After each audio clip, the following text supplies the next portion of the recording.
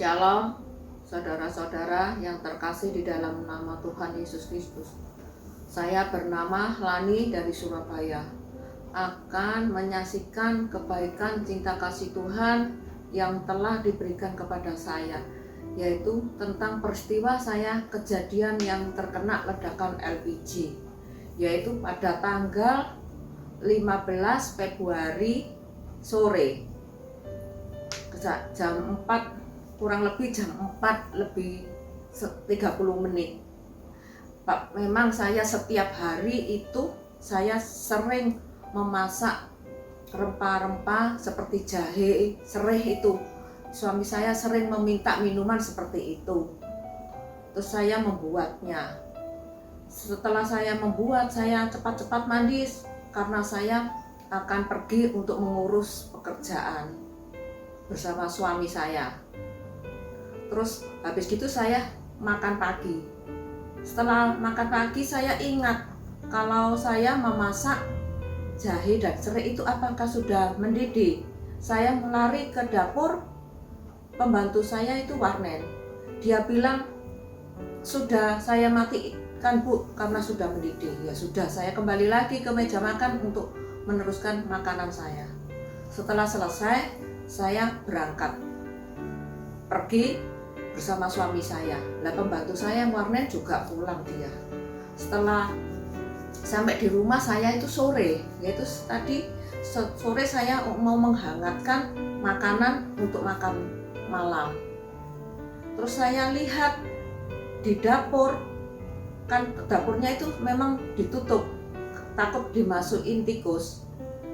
Terus saya memang agak bau LPG, tapi tidak menyengat sama sekali, bau-bau hanya sedikit-sedikit. Terus setelah itu saya lihat regulatornya tidak apa-apa, tidak ngobos, tidak berbunyi apa-apa. Terus saya lihat, kompornya kurang rapat untuk menutupnya. Jadi saya tutup, tapi saya tidak tahu iblis memang untuk mengganggu saya. Saya langsung buka kembali si kompor itu, habis saya tutup. Langsung begitu saya buka langsung meledak. Api keluar dari kompor dan mungkin gas-gas yang di dapur itu kan sudah penuh gas LPG. Itu menyambar saya. Jadi saya kena mulai dari sekujur badan saya, mulai dari rambut, wajah, semua sampai tangan kaki semua sudah kena. Terus saya mau lari keluar, mungkin kena getaran dari LPG itu, pintu dapur bisa menutup dan tidak bisa dibuka. Saya teriak-teriak, suami saya tidak kedengaran karena dia di dalam kamar. Cuma dia terdengar seperti ada ledakan, seperti ada kayak bom, enggak bom katanya suami saya ya. Ada ledakan pokoknya. Terus dia lari keluar, apa yang meledak dia lihat. Terus di dalam dapur tidak ada apapun yang pecah, maupun gelas maupun jendela krepia itu tetap dia utuh. Tapi herannya yang di luar dapur, di meja makan, lampu-lampu itu semua pada pecah. Terus di kamar mandi lampu juga bisa pecah. Kasa-kasa di luar dapur itu bisa robek semua. Terus kamar anak saya, plafonnya juga bisa jebol. Tapi puji Tuhan, Tuhan selalu melindungi saya. Saya di dalam dapur itu tidak merasakan apa-apa. Ya merasakan meledakan, cuma hanya sebentar. Saya terbakar hanya sebentar lalu mati. Namanya api itu. Terus suami saya menolong saya, dia mendobrak pintu dapur saya supaya saya bisa keluar karena tidak bisa dibuka kan. Nah setelah itu saya keluar pun itu saya bisa berjalan sendiri tanpa ditolong, tanpa dipapa. Saya berjalan sendiri, saya masuk ke kamar, saya bisa ketawa-ketawa masih ada. Saya melihat kaca. Waktu itu saya berjalan sendiri dan saya berkaca, dan saya melihat kaca, wajah saya seperti pit hitam, semua hitam dan melepuh gitu. Saya sambil ketawa-ketawa waktu itu juga. Terus suami saya bilang, coba kamu berbaring dulu. Tapi waktu itu saya tidak mau berbaring. Karena saya antarkan aja ke rumah sakit. Karena memang waktu itu sudah mulai agak panas-panas, nyeri-nyeri. Saya lihat jari-jari tangan saya semua ini mulai robek, mulai mengeluarkan darah. Terus saya bilang suami saya, ayo kita ke rumah sakit aja. Ke rumah sakit mana? Ya, yang terdekat aja. Di mana? Di Royal, Kak. Ya sudah, terserah, saya bilang gitu. Terus saya jalan sendiri masuk ke dalam mobil. Di dalam mobil itu saya hanya bisa memuji, menyanyi, memuliakan nama Tuhan. Terus habis gitu saya di dalam mobil mendengarkan suara Tuhan berbicara kepada saya, jangan takut anakku, semua luka-luka bakarmu akan saya kembalikan lagi seperti semula, tidak membekas. Amin, saya bilang gitu. Terima kasih Tuhan, terima kasih. Saya hanya bisa memuji, memuliakan nama Tuhan. Terus sampai di rumah sakit. Sampai di rumah sakit itu saya bilang sama suami saya, kamu telepon anak-anakmu, terus suruh anakmu telepon anakmu Angel kan yang ada di Makassar, Bu Merlin juga ada di Makassar. Saya bilang suruh Angel bilang ke Bu Merlin sama Pak Alek untuk bantuan doa buat saya. Saya bilang gitu. Setelah itu saya menggigil sekali, saya tidak bisa bicara. Saya menggigil, jadi saya hanya tahu diberi obat-obatan sama suster kayak seperti salep-salep di infus pun, itu pun mau masukkan infus itu juga agak sukar ya, karena tangan-tangan saya kan sudah membengkak semua, cepat membengkaknya sekali. Jadi terus dimasukkan, ada yang terakhir ada yang melalui kaki mungkin juga ada, karena sudah membengkak semua kan. Nah, waktu itu saya kayak dokter rundingan sama anak-anak saya tidak tahu bicara apa tentang diri saya, berapa persen pun saya tidak mengetahui. Saya hanya berbaring kedinginan sekali. Terus setelah itu saya tahu saya sudah dibawa ke tempatnya kamar biasa. Saya di situ dipasang oksigen, diberi infus sampai berapa infus itu yang ditancapkan ke saya. Terus saya diberi oksigen, saya ya diam aja. Saya kan waktu itu semua diperban, mulai dari kan soalnya kena semua, dari wajah, bibir, rambut, bulu mata semua kena. Yang enggak kena itu hanya dada sama perut sama punggung sini, semua sekujur tuh kena bakar semua. Nah, terus waktu itu saya tidak mengetahui bagaimana keadaan wajah saya. Kalau badan saya melihat tahu hanya perbanan. Terus selanjutnya biar anak saya yang menerangkan kesaksian ini untuk melanjutkan yang nama anak saya Ivan. Shalom saudara-saudara, perkenalkan nama saya Ivan, saya anak keempat dari Purani. Saya ingin menyaksikan cinta kasih Tuhan dalam kehidupan keluarga kami. Jadi yang tadi mama saya udah ceritakan, saya ingin melanjutkan. Pada saat itu sore hari saya pulang kerja, lalu papa saya telepon bahwa mama saya kena ledakan LPG. Lalu otomatis saya langsung pulang ke rumah. Pada saat perjalanan pulang itu saya itu cuma bertanya dalam hati saya, kenapa Tuhan terjadi? Kenapa bisa terjadi ledakan itu? Tuhan itu cuma berkata di hati saya, masakah anak yang saya kasihi itu akan menimpa celaka? Masakah anak yang saya kasihi itu akan terjadi sesuatu yang buruk? Pada saat itu saya cuma tenang dan saya pegang kata-kata itu. Sampainya di rumah sakit, saya cuma bisa melihat mama saya dirawat, ditangani di UGD, semuanya diperban, muka, kaki, tangan semua diperban. Sampai selesai, si dokternya keluar, lalu saya bertemu papa saya, Cece yang kedua, lalu yang ada di Surabaya, dan saya itu bertemu dengan dokter. Lalu kita tanya bagaimana ini mama saya harus diapakan kan. Lalu dokter bilang bahwa mama saya ini harus dioperasi. Nah, satu kali operasi itu memakan biaya yang cukup mahal yang pertama. Yang kedua, resiko operasinya adalah dibius total. Dokter bilang bahwa ada resiko saat dibius total, si pasien itu juga tidak bisa kembali. Jadi katakanlah ya si pasien bisa meninggal karena saat akan dibius total. Yang ketiga, saat dioperasi itu kan dioperasi itu jadi kulit yang bagus digantikan ke kulit yang sudah rusak. Diambil saudara-saudara. Dokter bilang nggak akan sempurna. Sekalipun dioperasi itu bisa minimal harus 20 kali dan itu tidak akan sempurna kembali seperti semula, dokter bilang. Pasti akan terlihat kecacatan di bagian tubuhnya.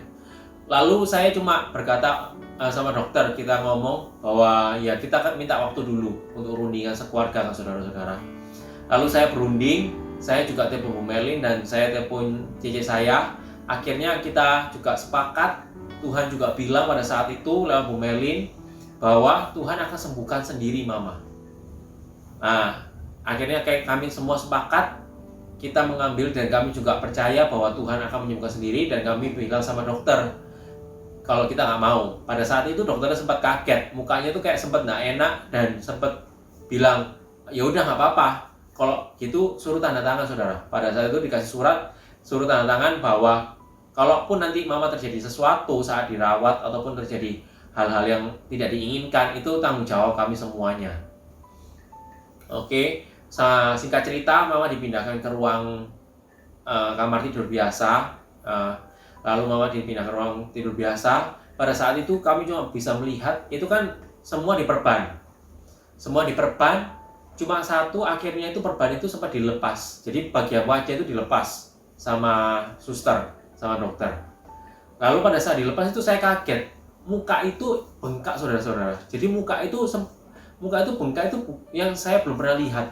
Jadi bengkak itu benar-benar bengkak sekali sampai enggak terlihat bahwa itu muka Mama saya sendiri. Saya tuh sempat takut saudara-saudara. Saya takut lalu saya cuma foto saya kirim ke cici saya yang pertama yang Makassar. Jadi ini gimana? Jadi itu mujizat pertama yang saya alami saudara-saudara. Saya pas itu telepon pada saat itu malam saudara-saudara. Saya bilang itu malam. Sorry. Dari pagi itu muka saya Mama saya kan udah bengkak pada saat dibuka. Terus saya cuma foto, saya bilang, karena itu kan sempat disuapin makan bengkak. Saya cuma bilang, gimana ini kok bengkak ya tambahan. Terus jadi saya bilang udah doa aja bersama Tuhan. Udah kita doa. Dan pada saat doa itu saya cuma, itu kan Tuhan suruh kasih minyak urapan di kepala Mama saya. Jadi pada saat dioperasi di rumah sakit itu Tuhan itu bilang setiap luka itu perban itu disuruh mengolesi minyak urapan setiap hari. Sering-sering Tuhan bilang sering-sering kasih minyak urapan. Jadi sering-sering saya itu doakan, saya kasih minyak urapan perbannya. Terus kepala Mama saya kasih minyak urapan. Pada saat itu saya cuma percaya, saya bilang Tuhan saya percaya muka Mama saya akan kembali seperti semula. Itu 1 hari doang saudara-saudara. Jadi mujizat itu benar-benar terjadi. 1 hari aja itu muka Mama saya bengkak. Pada jam 3 subuh itu kan saya bangun. Kan saya jaga pada saat di rumah saya itu saya menjaga sampai semingguan gitu. Kurang lebih seminggu ya saudara-saudara. Saya lupa jelasnya, kurang lebih itu pokoknya seminggu saya jaga terus setiap malam. Nah saya melihat itu jam 3 subuh pada saat itu tiba-tiba muka itu bisa kempes. Yang awalnya itu benar-benar bengkak sekali saudara-saudara. Itu seketika itu kempes. Pada saat saya bangun itu kempes. Saya sampai bingung. Loh kok bisa itu tiba-tiba kempes. Nah kan Mama saya nggak tahu. Karena Mama saya bilang minta kaca, saya nggak mau kasih. Karena saya takut kan Mama saya syok melihat. Jadi pada saat benar-benar kempes, saya langsung foto, saya kirimkan ke cici saya. Saya bilang mujizat terjadi, dahsyatnya Tuhan itu muka yang benar-benar bengkak bisa seketika itu saudara-saudara, cuma hitungan jam itu bisa kempes. Lalu saya baru kasih tunjuk ke Mama saya mukanya. Itu kan soalnya udah kempes, jadi udah benar-benar udah nggak apa-apa. Saya kasih tunjuk, udah selesai. Singkat ceritanya Mama saya dibawa pulang karena itu karena di rumah sakit itu kami juga merasa pergumulan saudara-saudara. Di rumah sakit itu kan kita menuruti berbagai apa yang dibilang protokol kesehatan lah, maksudnya protokol dari rumah sakitnya harus seperti ini, harus lepas perban, harus diapakan. Justru kami itu merasakan saat di rumah sakit Mama saya nggak mengalami kesembuhan, malah mama saya itu mengalami nyeri, sakit karena perban. Sempat saudara-saudara di susternya itu melepas perban, tidak dikasih cairan dulu, sedangkan yang tangan satunya pada saat itu dilepas oleh si dokter, dikasih cairan. Jadi tangan satunya itu dilepas secara paksa. Otomatis kulit yang menempel pada perban itu ikut tercabut lagi. Otomatis kan recovery-nya tambah lama lagi, dan itu merasakan kesakitan, dan mama saya sempat demam dan merasa nggak enak. Jadi kami menuruti suara Tuhan, jadi benar-benar kita berdoa sepakat dan kita mengikuti apa yang Tuhan mau. Kita bawa pulang mama. Sampainya di rumah, namanya kita juga manusia, saudara-saudara, melihat itu perban tambah hari tambah bernanah. Jadi Tuhan izinkan itu tambah hari tambah bernanah. Perban itu tambah hari tambah bernanah, banyak mengeluarkan cairan dan mengeluarkan bau busuk, saudara-saudara. Terutama di bagian lengan yang ditarik secara paksa itu. Lalu kita pada saat itu mungkin masih mengikuti perasaan hati kita, saudara-saudara, mengikuti kekuatan kita sendiri. Kita bertanya, bagaimana ini? Nah, memang dari rumah sakit itu disarankan kalau pas pulang harus kembali lagi ke rumah sakit minimal 5 hari. Itu harus kembali ke rumah sakit untuk diganti perban lagi. Diganti perban sampai nanti semuanya itu sembuh, kering, baru perban itu lepas, rumah sakit bilang. Nah, itu pada saat saya lupa. Pokoknya hari keempat loh, saudara-saudara. Hari keempat itu kita melihat kan udah tambah bernanah dan tambah bau. Ya, otomatis kita juga manusia takut, saudara. Sempat takut, dan kita ya udah, mama bilang udah kembali aja ke rumah sakit. Papa juga bilang ke rumah sakit lagi. Akhirnya kita bukan kembali ke rumah sakit itu, karena rumah sakit yang itu kan penanganannya kurang. Jadi kita kembali ke dokter yang dulu, maksudnya dokter yang spesialis kulit lah, bisa dikatakan spesialis kulit. Lalu kita kembali ke sana, ke dokter spesialis kulitnya. Jadi dibuka lagi, saudara-saudara. Perban itu dibuka lagi. Proses itu memakan waktu yang lama, dari jam 5 sore itu bisa sampai dini hari. Kalau nggak salah itu saya pulang itu jam 1 pagi. Saya itu baru pulang dari dokter. Jadi itu proses itu tangan dibuka, kaki dibuka, dan itu saya itu melihat itu mama saya itu kesakitan. Jadi pas dibuka itu bukan kayak enak-enakan, walaupun itu dibuka itu dikasih cairan juga, tapi merasakan kesakitan. Jadi pada saat pulang pun selesai itu ya kita merasa kita merasa bakalan kering secara pikiran kita ya, saudara-saudara, secara pikiran manusia kita. Karena pada saat itu kita juga bertanya pada Tuhan, entah kenapa juga Tuhan itu tidak menjawab, saudara-saudara. Mungkin karena kita itu sempat pakai pikiran kita sendiri dan kita pakai iman kita. Maksudnya kita merasa, oh ya inilah kita namanya manusia, ya udah ini yang bener lah, kita ke dokter aja. Nah, memang Tuhan itu pada saat itu nggak berbicara, saudara-saudara. Saya pada akhirnya Tuhan izinkan itu diganti perban, mama untuk diganti perban yang kedua itu kembali ke dokter spesialis kulit, diganti perban kedua, sampai di rumah kita kira aman, kita kira sudah selesai, bakalan aman.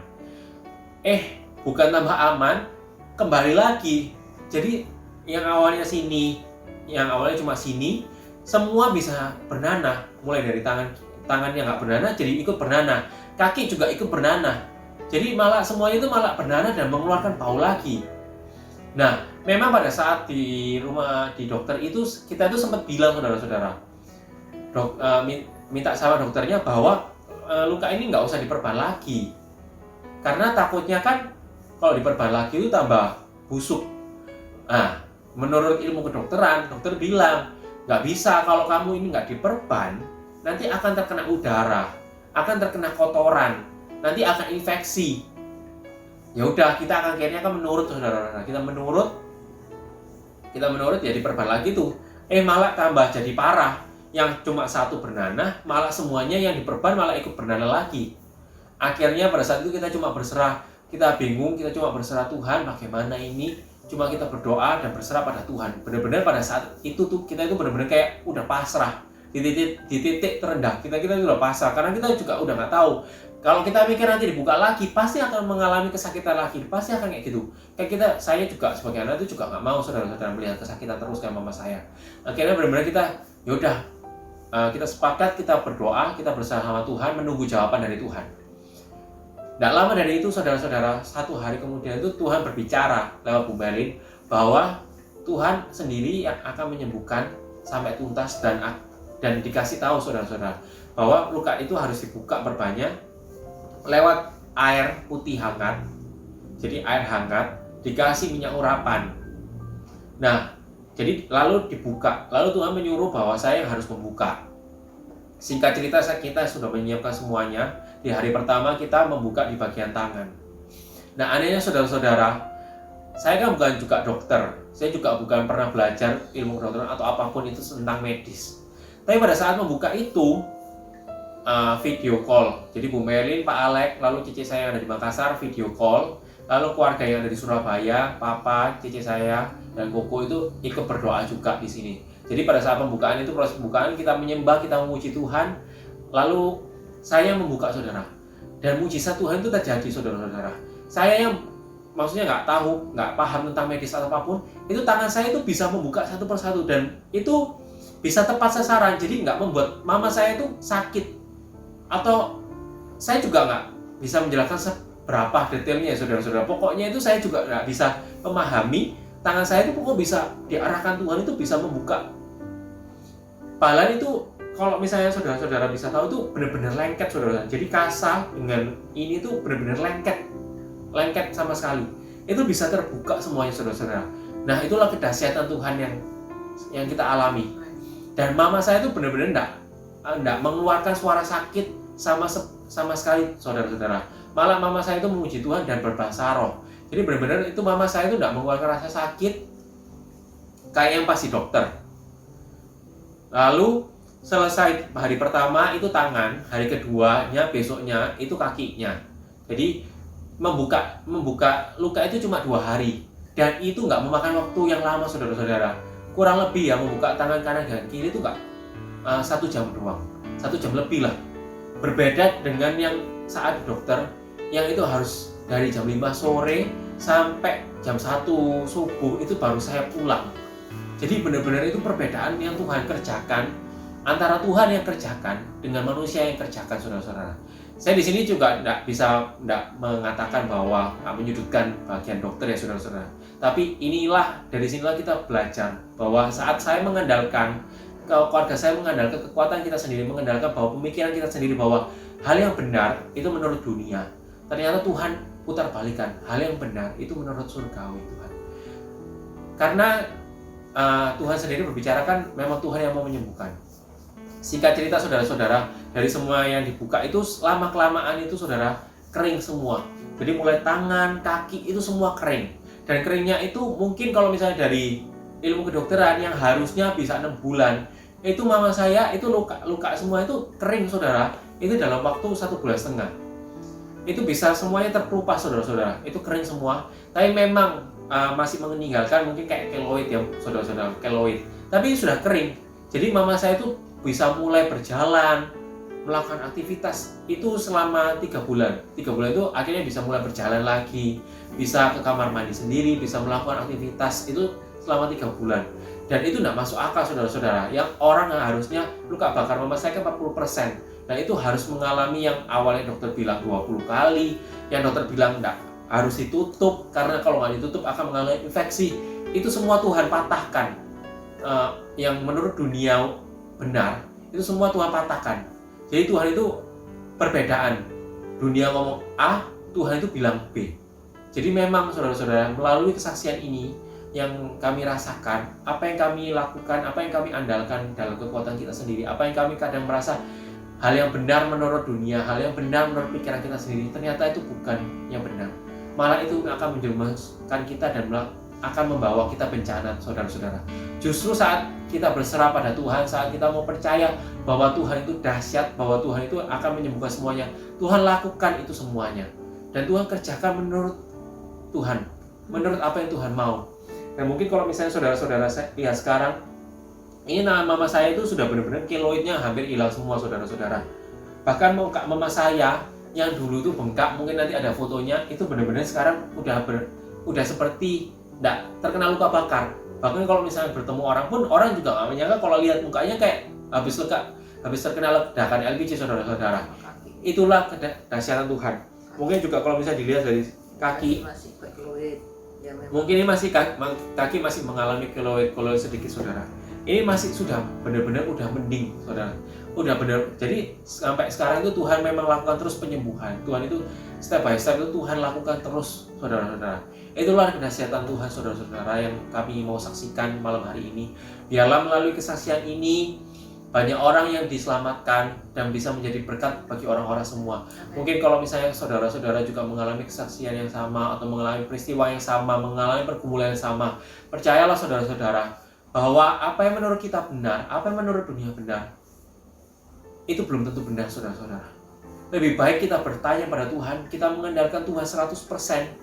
Disitulah Tuhan akan melakukan mujizat yang kita tidak bisa pikirkan, yang kita mungkin bagi manusia itu tidak masuk akal, yang bagi manusia itu melawan pemikiran manusia. Justru hal itu tuh yang Tuhan mau nyatakan kedahsyatan Tuhan. Nah, terima kasih saudara. Biarlah kesaksian ini bisa menjadi berkat bagi saudara-saudara semua, bisa membangkitkan iman saudara.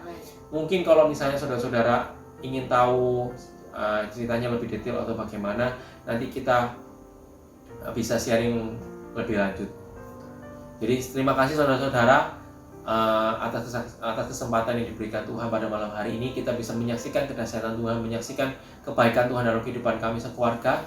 Dan puji nama Tuhan, kalau sekarang Mama bisa sehat, Mama pun bisa mulai memasak lagi dan tidak merasa ketakutan, dan Mami bisa berjalan, bahkan bisa berjalan ke mall, bisa melakukan aktivitas semua kayak orang normal, saudara-saudara.